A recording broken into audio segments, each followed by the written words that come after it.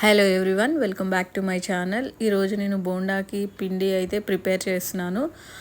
రోజు ఇడ్లీ దోశ రొటీన్ అని ఫీల్ అవుతున్నారు.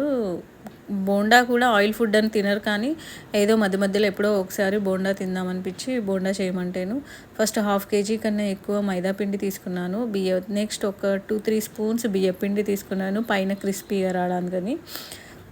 ఒక స్పూన్ జీలకర్ర, తగినంత సాల్ట్ వేసుకోవాలండి. ఆ తర్వాత కొంచెం వంట సోడా వేసుకొని బాగా పిండిలో అన్నీ ఈక్వల్గా కలిసేలాగా కలుపుకున్నాక మజ్జిగ ప్రిపేర్ చేసుకోవాలి. ఒక కప్పు పెరుగు, పుల్లటి పెరుగు ఉంటే ఒక కప్పులో చాలా వాటర్ పోసి దీనికి సరిపోయేంత వాటర్ అయ్యేలాగా మజ్జిగ కలుపుకోవాలి.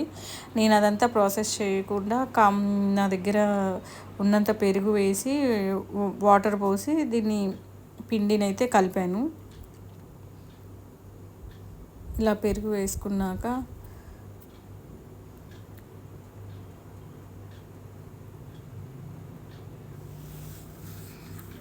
ఇలా పెరుగు వేసుకొని ఈక్వల్గా కావాల్సినన్ని వాటర్ కొంచెం కొంచెం వేసుకుంటూ ఇలా కలుపుకోవాలి.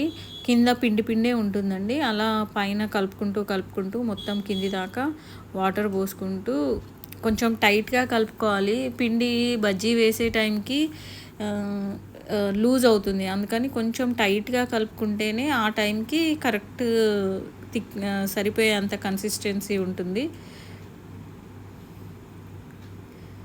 ఇలా మొత్తం బాగా కలుపుకోవాలి పొడి పిండి తడిసే వరకు.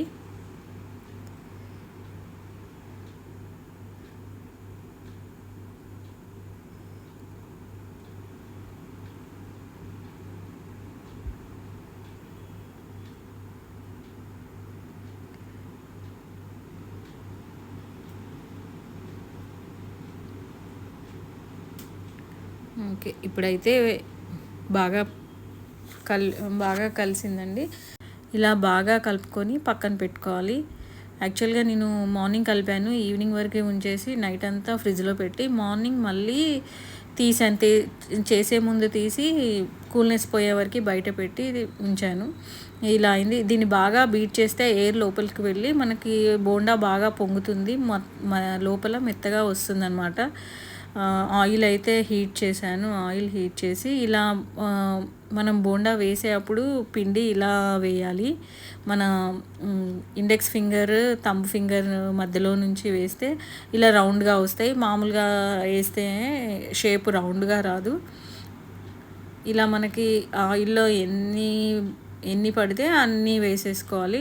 అవి ఒక్క సైడే రెడ్గా అవుతాయండి. ఒక్క సైడ్ మొత్తం రౌండ్గా రెడ్ కావాలంటే ఇలా గరిటెతో రౌండ్ తిప్పుతూ దాని మీద ఇలా తిప్పుతూ ఉంటే అవి కింద కూడా ఎర్రగా మొత్తం బోండా మొత్తం రెడ్ అవుతుంది. లేకపోతే అలాగే ఉంచితే అది ఎటు తిప్పినా ఒక్క సైడే ఉంటుంది, ఒక సైడే కాలుతుంది.